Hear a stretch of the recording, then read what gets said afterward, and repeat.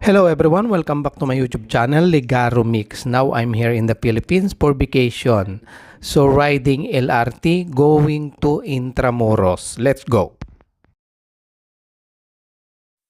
Andito ako ngayon sa Hilpuyat Station. So nag-aantay ng LRT bound to Grand Central. Okay, let's get in now.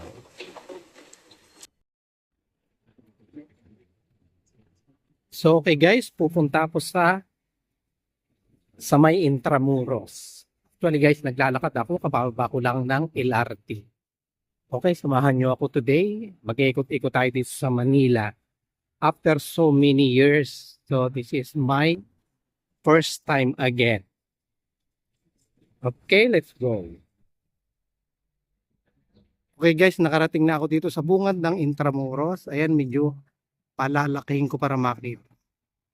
Intramuros. Tayo maglalakad-lakad. Actually guys, this is one of the famous here in Manila. Intramuros. So magsa-sightseeing tayo dito. Dito siya oh. Masyadong old ang kanyang mga bakod-bakod. Ayan. That is one. Okay, maglakad-lakad tayo dito para ma-explore natin. Actually guys, nakarating ako way back 1988. Kung hindi ako nagkakamali. I was high school during that time. So after so many years, so nandito ako ngayon para makita, ma-explore. Dahil so many changes now here. Ayan.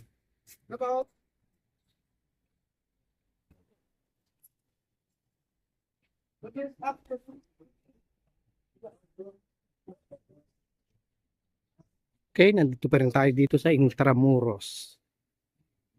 So, lalakad tayo dito sa park na to.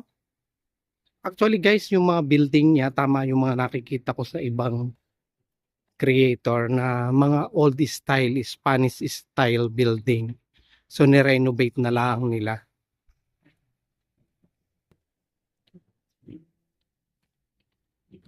Ayan, mga lumang building na talaga namang maiitim na dahil sa katagalan. Yan, may nakasulat ditong Moralia. Okay guys, malapit na tayo dito sa Manila Cathedral. So naglalakad na tayo, yung tumutunog. Sa likod nito, ayon sa aking napagtanungan, is San Agustin Church, isa sa pinakadinadayo at lumang simbahan dito sa Manila. Okay, tuloy lang tayo sa paglalakad. Samahan nyo ako. So makikita nyo dito yung mga building, mga lumang style na nirenovate.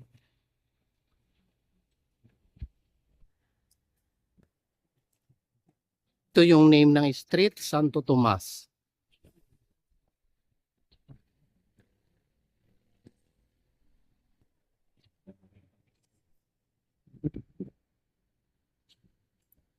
So ito ang Manila Cathedral, isa sa pinakalumang church dito sa Manila. Tatry natin pumasok sa loob. So ito yung pinakaloob ng Manila Cathedral. Ayan yan. Hindi na tayo papasok dahil wala nang oras. Sa harap ng Manila Cathedral, nandito yung building ng Comelec. Ayan yon. Palacio del Gobernador. So, very Spanish name. So, sa harapan nito, maraming mga stand na pwedeng bilhan ng mga pagkain. So, dito sa pinaka-building ng Cathedral, Manila Cathedral, may nakasulat na Gral Luna. Ibig sabihin, General Luna Real de Palacio. So, Spanish word.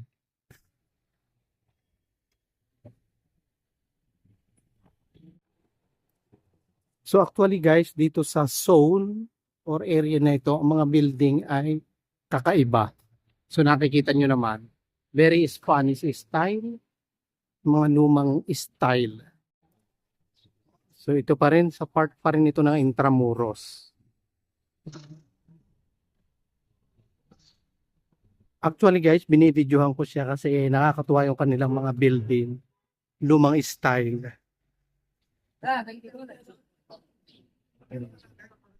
Actually guys, nakarating na tayo dito sa San Agustin Church.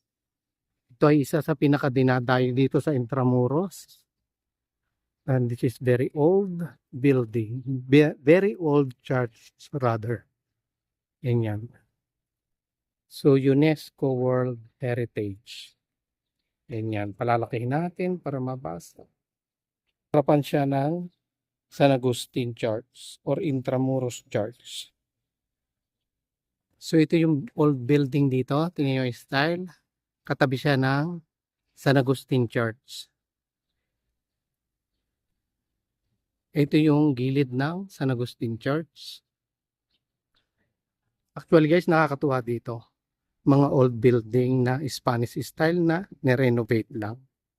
Dito pa rin ito sa Intramuros. Ito yung mga wall of fence na luma.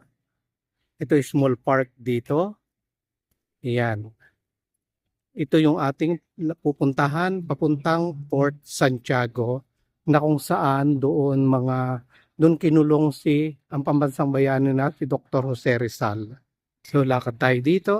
Maganda siya, nakakatuwa siya dahil mga old style. Tuloy lang tayo dito. Sa unahan natin may another building. Okay, nandito pa rin tayo. Unahan natin, ito na yung entrance ng Port Santiago. So okay, papasok tayo sa loob ng Port Santiago. Ito yung mga paligid niya, yung mga building style na mga luma. So regular entrance fee dito sa Port Santiago is 75. Student is 50, so discounted by 25 pesos. So bali ito yung pinakaunahan after na bumili ng ticket. Okay, nandito na tayo sa loob. So maglakad na tayo. Papunta dun sa unahan.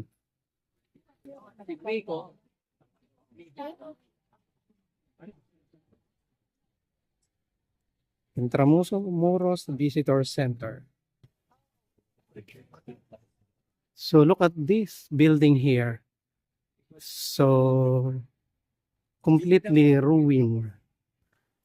Dahil siguro sa katagalan na. Kaya ganyan. Gate dito sa pinakita kong video ng mga lumang building. Ayan, ruins of the American Barrack. Yan yun. Yan. So this is the canyon here. Okay, andito tayo sa may kabilang parte. So ano po meron dito sa hinukay na ito. So ating gagalain ito. River. Actually, it's not a river. Yeah, maybe this is river or lagoon. So tingnan nyo naman yung pinagdudugtungan ng kabilang parte. Napakaluma. Ito yun. Ayan yung kabila.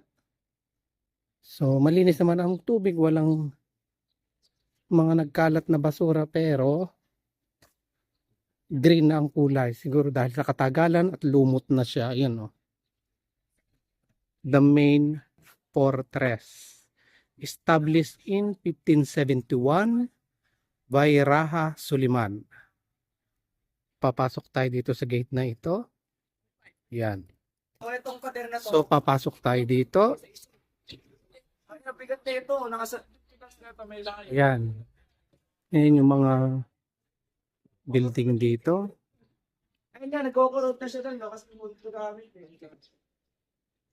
Actually guys, this place where Dr. Jose Rizal has been as na piniring squad. So ayun yung kanya statue, lalapit tayo maya-maya. Pag-aaklas ng rehimiento ng Tayabas. So this is the statue of Dr. Jose Rizal, ang pambansang bayani ng Pilipinas. So, okay, let's get closer. This is the Raha Sulaiman Theater, na kung saan si Dr. Jose Rizal ay nag-spend before he executed in December 30, 1896. So, pasok tayo dito. Ito yung theater. So, actually, it is divided into two. Pupunta tayo sa kabilang part. Ayan. Ito yung other part ng theater. Medyo makipot siya. Pero parehas lang ang haba. Ayan siya. Imagine gaano nakatagal ito. Nangingitim na yung mga wall niya. Ayan. So, ito yung Dambanang Rizal sa Port Santiago. So, papasok tayo dito. So, ibig sabihin, Shrine of Jose Rizal. So, let's get in here. Ayan. So, okay guys, ito yung kabuuan ng Port Santiago. So, akyat tayo dito. Kung anong mayroon, tingnan natin. May cross dito, mukhang ito'y libingan or simbahan. Signifies of White Cross. Ayan siya. So, this is the White Cross. So, ito yung building o yung maliit na building ditong luma. Ito yan. Baluarte de Santa Barbara. Papasok tayo sa loob. So, ito yung loob ng Fortress de Santa Barbara. So, ito yung may palikod ng Port Santiago. So, ito yung Palsa Braga Media Naranja. Isang hukay. Pero sarado, hindi siya pwedeng bumaba. So, ito yung tabihan ng Port Santiago beside the Manila o Pasig River. So, ayan yan.